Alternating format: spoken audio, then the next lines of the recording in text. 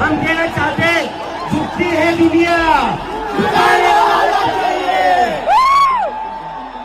दोस्तों, आखिरकार इस देश के युवाओं ने वो करके दिखा दिया जो पिछले 12 सालों में नहीं हुआ। धर्मेंद्र प्रधान का इस्तीफा हो गया है। जी हाँ, इस वक्त जंतर मंतर ही जा रही थी, तभी अचानक सड़क पर मुझे खबर मिली और तुरंत गाड़ी में बैठकर मैं ये वीडियो बना रही हूँ। दोस्तों, बहुत बड़ी जीत है देश के युवाओं की, जिन्होंने पूरी एकता के साथ बिना किसी नैरेटिव में फंसे हुए धर्मेंद्र प्रधान का इस्तीफा करवा लिया। हालांकि इस्तीफा देते हुए धर्मेंद्र प्रधान बहुत ही ऐसी बातें कर रहे थे जिस पर आपको हंसी आई कि उन्होंने राष्ट्र हित में फैसला लिया है, क्योंकि जंतर मंतर में राष्ट्र विरोधी ताकतों को बल ना मिले, इसीलिए उन्होंने अपना इस्तीफा दे दिया है। लेकिन ये अपने आप में बहुत शर्मनाक हार है इस सरकार की। दोस्तों, जिन लोगों को आतंकवादियों की बी टीम बोला धर्मेंद्र प्रधान ने, आखिरकार उन लोगों ने इस सरकार के उसी मंत्री का न केवल इस्तीफा करवा दिया, बल्कि ये दिखा दिया कि केवल मन की बात करने से काम नहीं चलेगा, आपको युवाओं की बात सुननी पड़ेगी। ये एक तरफा कम्युनिकेशन नहीं चलेगा।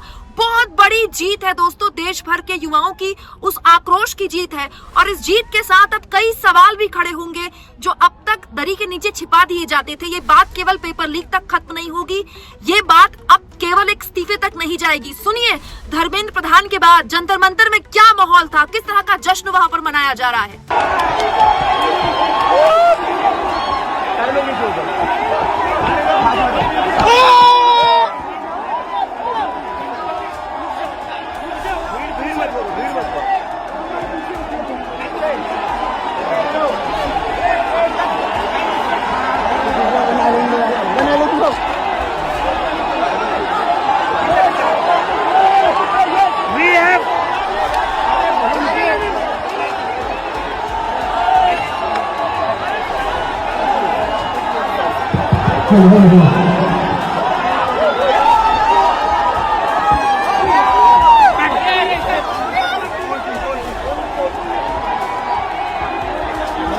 We have done it!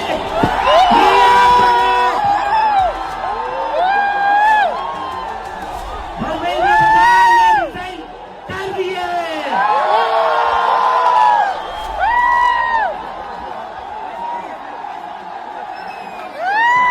We have bloody done it!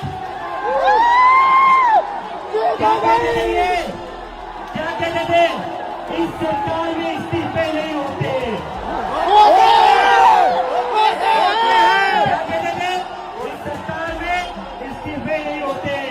हम कहना चाहते झुकती है दुनिया।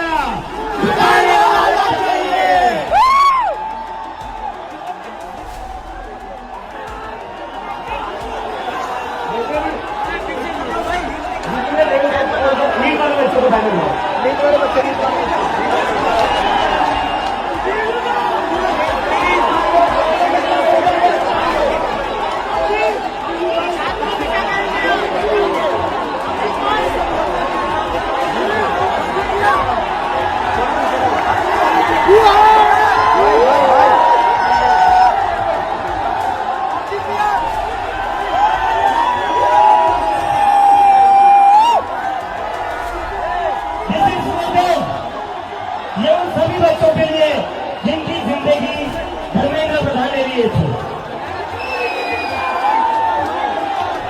प्रदीप मेघवाल, ऋतिक मिश्रा, सिद्धार्थ हेगड़े, भाग्यश्री, अंशिका पांडे, उमेश माली, रेणु मीणा, प्रिया कुमारी थापा, शिवानी यादव, अनु गिरना, कहान पटेल, आकांक्षा चतुर्वेदी, रीमा बेगम, मैथिली अशोक सोनोग्रे, अवंतिका मौर्य, जतीन कुमार, गोपिका, शेख सना, व्यक्तियानंदम, ये वो बच्चे हैं जिनको आज न्याय। तो ये बात समझ लीजिए कि इस सरकार को इस पूरे आंदोलन के बाद पहली बार ये समझ में आया है कि इस देश का सबसे युवा देश होने के मायने क्या हैं।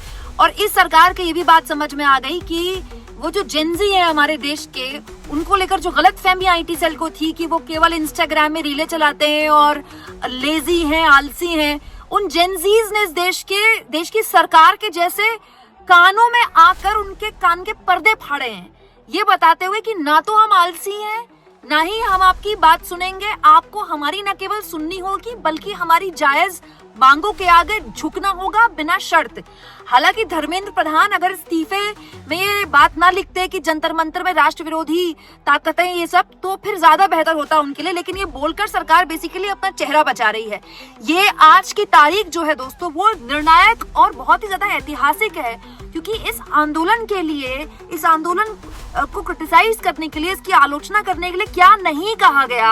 आतंकवादियों की बी टीम कहा गया, अंत में सरकार को उनके साथ बैठ के बात करनी पड़ी। पाकिस्तान और चाइना द्वारा फंडेड कहा गया, अंत में सरकार को उनके आगे झुकना पड़ा। और इसी के साथ देश के युवाओं ने वो भी बताया है नरेंद्र मोदी को कि हम आपके सुनेंगे नहीं, आपको हमारी सुननी पड़ेगी। और ये आप समझ लीजिए कि ये तो बस शुरुआत है। अब इसके बाद ऐसे ऐसे मुद्दों पर देश का युवा सवाल पूछेगा। अब वो पूछेगा सवाल बेरोजगारी की। तो ये जो है ना रेजिग्नेशन, समझ लीजिए कि इसके बाद अब झड़ी शुरू हो गई है, क्योंकि अब जो लोग कहते थे कि यार रोजगार तो मुद्दा नहीं बनता, अंत में हिंदू मुसलमान पर पूरा चुनाव हो जाता है, तो अब रोजगार भी मुद्दा बनेगा। अब मुद्दा बनेगा पेपर लीक का भी, और ये इलेक्टोरल मुद्दा बनेगा, ये एक चुनावी मुद्दा बनेगा जो हर लिहाज से इस सरकार के लिए बहुत बड़ी मुश्किल बनने वाला है। क्योंकि रोजगार के मोर्चे पर पिछले 12 सालों में इस सरकार ने जो किया है वो बस हर बार हर चुनाव में किसी न किसी चीज के नीचे छिप जाता है। रोजगार के मामले में इस सरकार का ट्रैक रिकॉर्ड बहुत खराब रहा है, चाहे वो किसी भी डबल इंजन की सरकार का रहा हो। इसके साथ साथ दोस्तों इस आंदोलन ने इस इस्तीफे के साथ एक ये और चीज भी करके दिखाई, और वो ये है कि इस देश को एक बार फिर शिक्षा के रास्ते में ले गए। हमारे देश में हमेशा से ही शिक्षा को लेकर एक अलग लेवल का क्रेज रहा है। हर माँ बाप चाहता है कि उसका बच्चा पढ़े लिखे, चाहे वो खुद किराए के घर में रहे, लेकिन वो चाहता है कि बच्चा अच्छी नौकरी पकड़ ले, अच्छी जगह वो अच्छे कॉलेज में पढ़ ले। एक बार फिर से माँ बाप के दिमाग में ये बात आई है कि नहीं, हमको शिक्षा को प्राथमिकता देनी है, किसी नेता को नहीं। तीसरी, इस आंदोलन ने ना 2 पीढ़ियों को एक किया है। अभी तक जेनजी जब आंदोलन में कूदे हुए थे, तो जिस तरह से मिलेनियल्स इस आंदोलन को पीछे से सपोर्ट कर रहे थे, जंतर मंतर पे खाना भिजवाने का काम मिलेनियल्स कर रहे थे, जो वहाँ डॉक्टर्स की टीम थी वो मिलेनियल्स कर रहे थे। और आप देखिए लगभग हर वर्ग को इस आंदोलन का सपोर्ट मिला है। आप समझ लीजिए डॉक्टर्स इस आंदोलन के सपोर्ट में आए, उन्होंने बर्बरता का विरोध किया जो कि 20 जुलाई को किया गया। वकील इस आंदोलन के सपोर्ट में आए। ऐसा कोई वर्ग नहीं था, बीजेपी का कट्टर वोटर भी जिस तरह से बर्बरता की गई उसके विरोध में था। और बीजेपी को अंत में समझ में आया कि इस्तीफा जितनी देर करेगी सरकार उतना उसको नुकसान होगा, और अब जाकर धर्मेंद्र प्रधान का इस्तीफा हो गया है। आप इस्तीफे को किस तरह से लेते हैं दोस्तों? क्या ये एक शुरुआत है इस सरकार की उस नैतिक जवाबदेही की जिससे अभी तक ये 12 सालों में सरकार बचने का काम कर रही थी? कमेंट बॉक्स में जरूर लिखिएगा।